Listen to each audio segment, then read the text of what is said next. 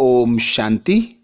आज दिनांक 11 मई 2022 प्रातः मुरली बाप दादा मधुबन। बाबा बोले, मीठे बच्चे, तुम बहुत काल के बिछड़े हुए हो।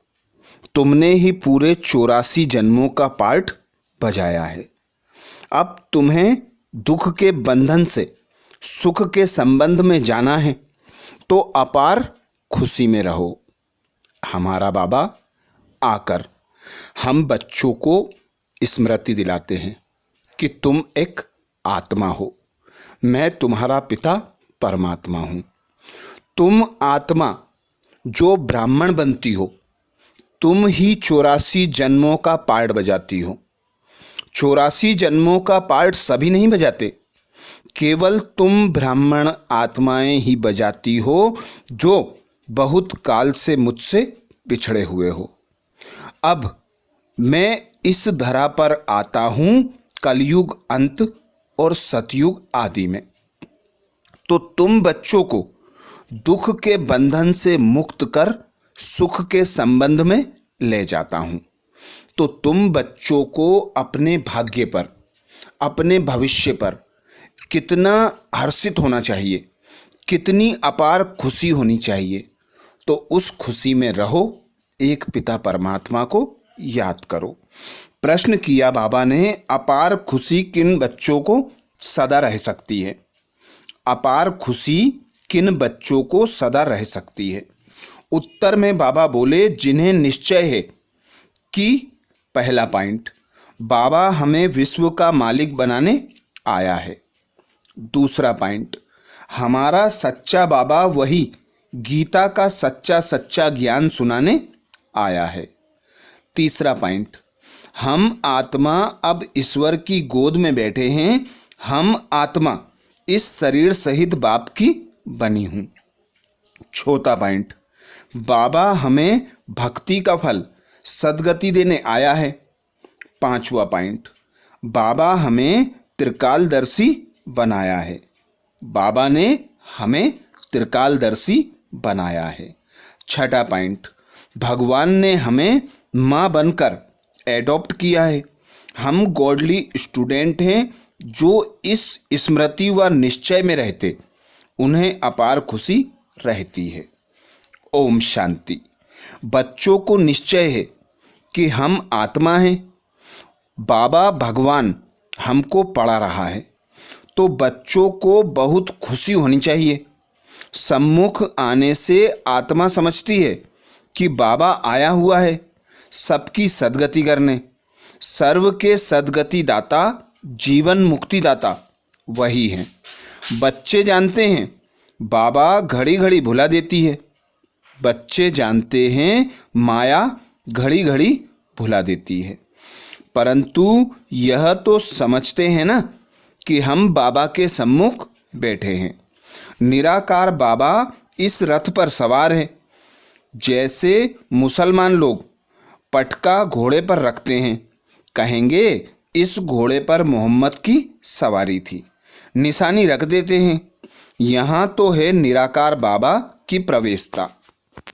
बच्चों को बहुत खुशी होनी चाहिए। स्वर्ग का मालिक बनाने वाला बाबा व विश्व का मालिक बनाने वाला बाबा आ गया है। बाबा है गीता का सच्चा भगवान। आत्मा की बुद्धि बाप की तरफ चली जाती है। यह है आत्माओं का लव बाप के साथ। यह खुशी किन्हों को चढ़ती है? बाबा पूछ रहे हैं, यह खुशी किन्हों को चढ़ती है? जो बहुत काल से अलग हुए हैं।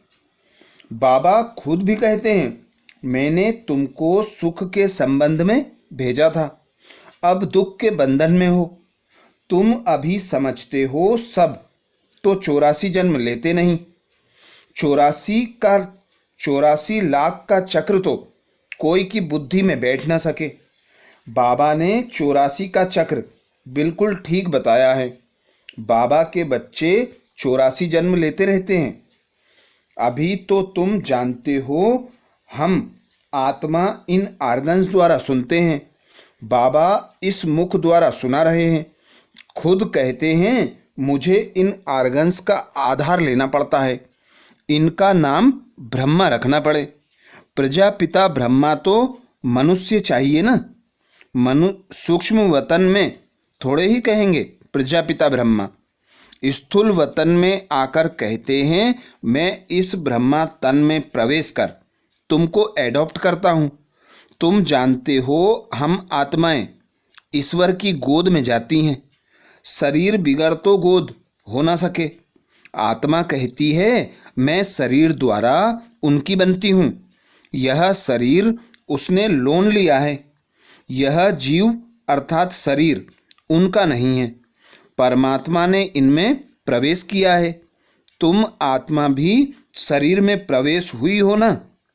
बाबा यह कहते हैं मैं भी इसमें हूँ। कभी बच्चा बन जाता हूँ, कभी माँ भी बन जाता हूँ। जादूगर है ना। कई फिर इस खेलपाल को जादूगरी समझते हैं। दुनिया में झूठी रिद्धि सिद्धि का काम बहुत चलता है। कृष्ण भी बन जाते हैं। जिनका भाव कृष्ण में होगा तो उनको झट कृष्ण दिखाई पड़ेगा। उनको मान लेंगे फिर उनके फॉलोअर्स भी बन जाएंगे। यहाँ तो सारी ज्ञान की बात है। पहले यह पक्का निश्चय चाहिए कि मैं आत्मा हूँ और बाबा तो कहते हैं मैं तुम्हारा बाप हूँ। तुम बच्चों को त्रिकालदर्शी बनाता हूँ। ऐसी नॉलेज कोई दे ना सके। भक्ति मार्ग में जब अंत होता है तब बाप को आना पड़ता है। भल बहुतों को शिव के लिंग का अखंड ज्योति स्वरूप का साक्षात्कार होता है। जैसी जिनकी भावना होती है तो वह मैं पूरी करता हूँ, परंतु मेरे से कोई मिलता ही नहीं। मेरे को तो पहचानते ही नहीं है। अभी तो तुम समझते हो बाबा भी बिंदी है, हम भी बिंदी हैं। हमारी आत्मा में यह नॉलेज है, तुम्हारी आत्मा में भी नॉलेज है। यह किसको भी मालूम नहीं है कि हम आत्मा परम धाम में रहने वाली हैं। जब तुम बाबा के सामने आकर बैठ जाते हो तो रोमांच खड़े हो जाते हैं। ओहो, शिव बाबा जो ज्ञान का सागर है वह इसमें बैठ हमको पढ़ाते हैं। बाकी कृष्ण व गोपियों की तो बात ही नहीं है। ना यहाँ ना सतयुग में होंगे। वहाँ तो हर एक प्रिंस अपने महलों में रहते हैं। इन सब बातों को वही समझेंगे जो आकर बाप से वर्षा लेंगे। तो यह खुशी भी अंदर रहनी चाहिए।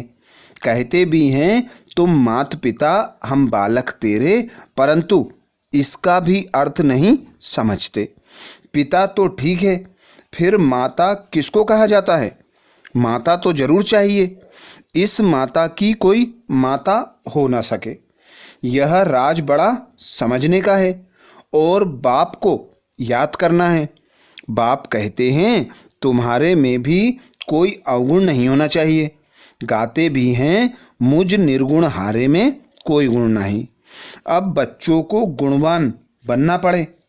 कोई काम नहीं, कोई क्रोध नहीं, देह का अहंकार भी नहीं चाहिए।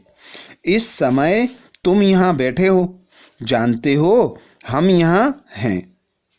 जानते हो हम यहाँ हैं, फिर मुरझाई शादी क्यों आनी चाहिए?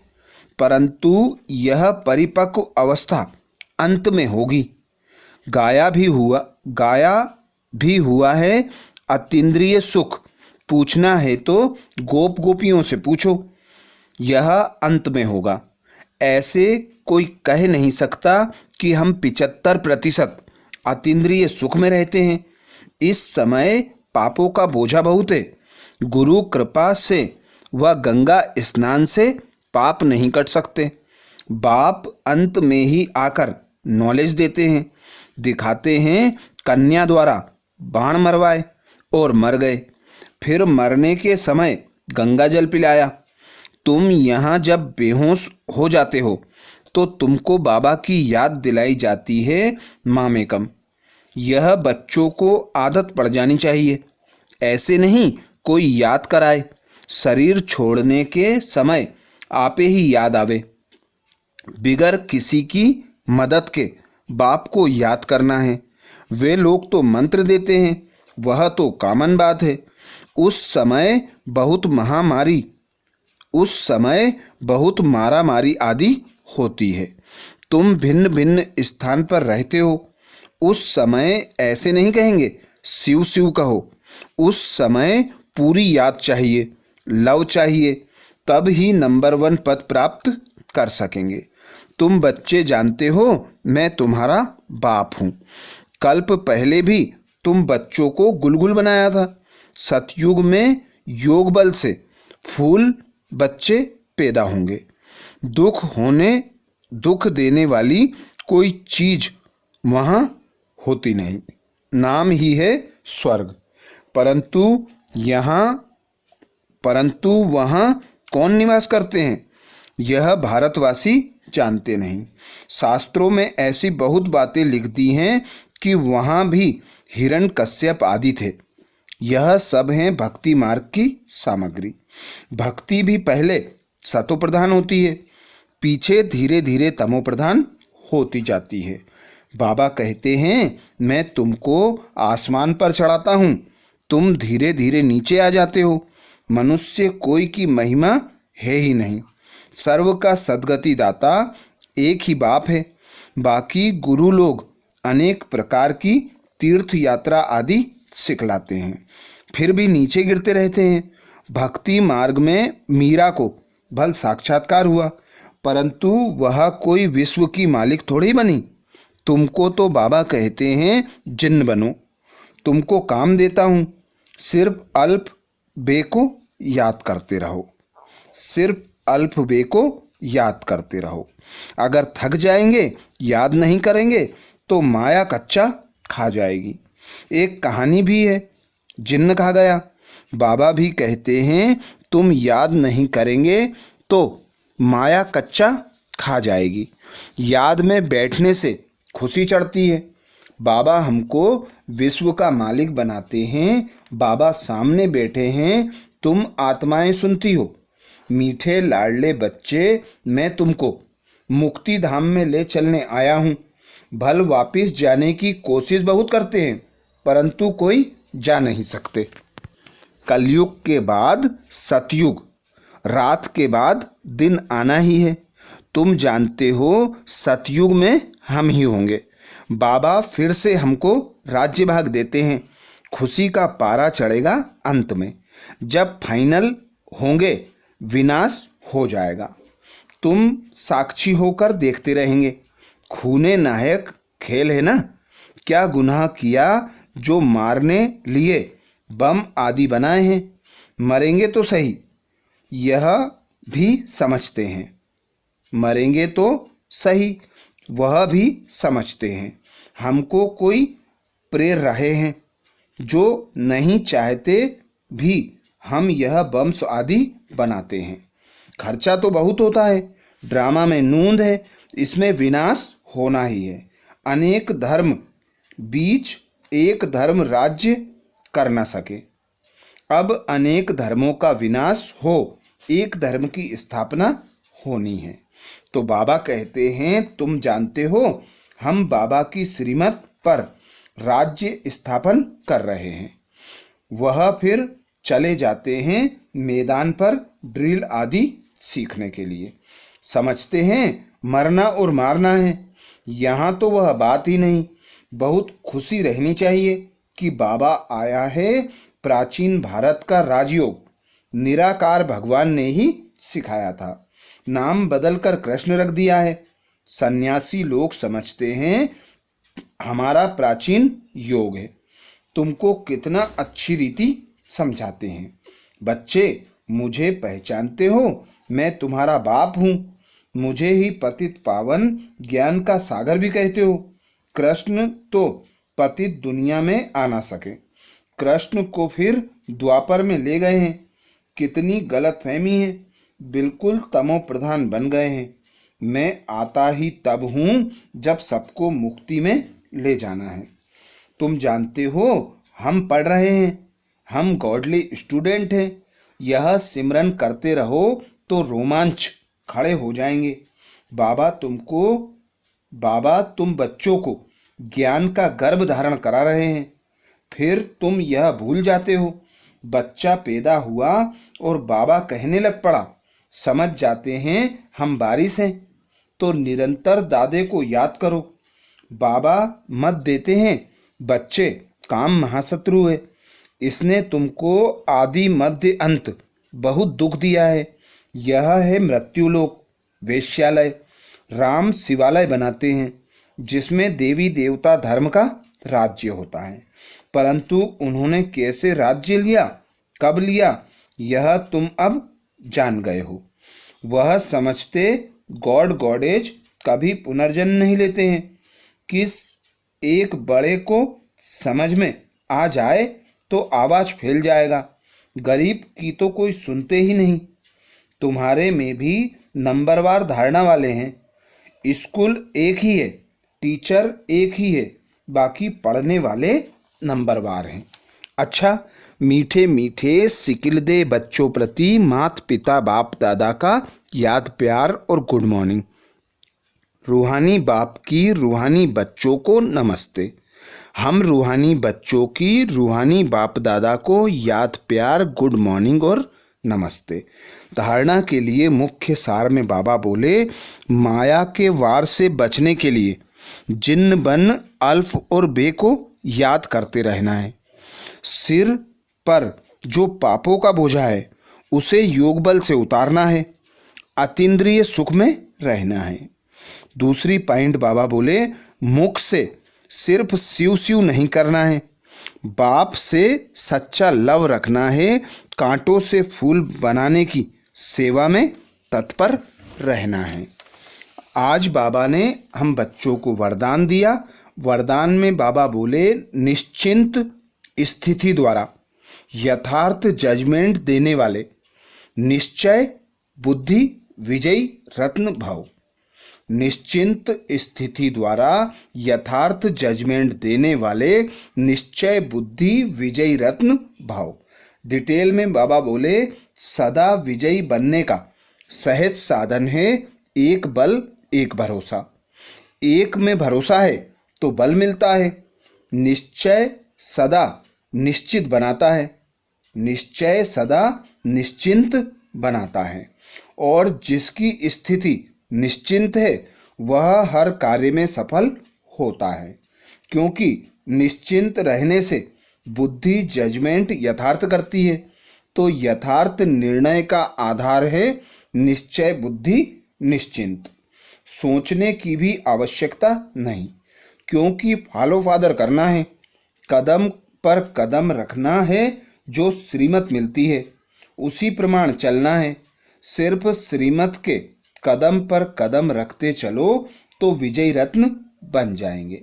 स्लोगन में बाबा बोले, मन में सर्व के प्रति कल्याण की भावना रखना ही विश्व कल्याणकारी बनना है।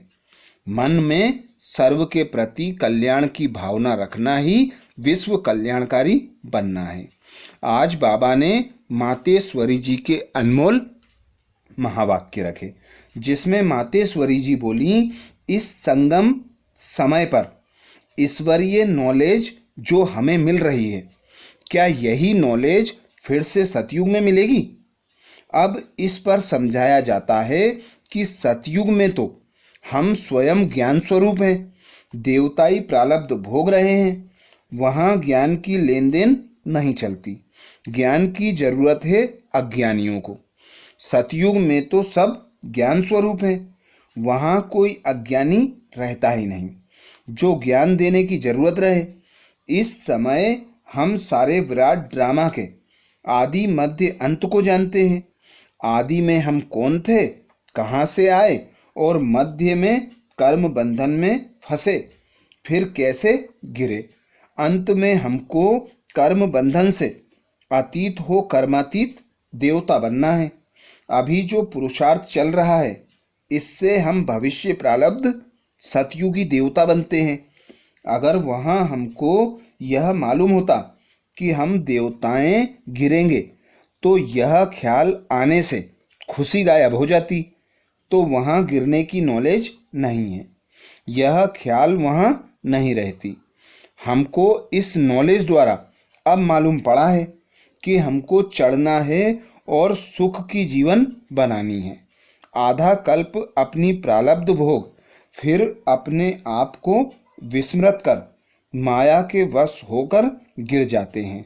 यह चढ़ना और गिरना अनादि बना बनाया खेल है।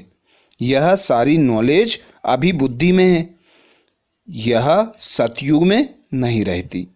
अच्छा, ये थे बाबा के और मम्मा के महावाक्य। ओम शांति।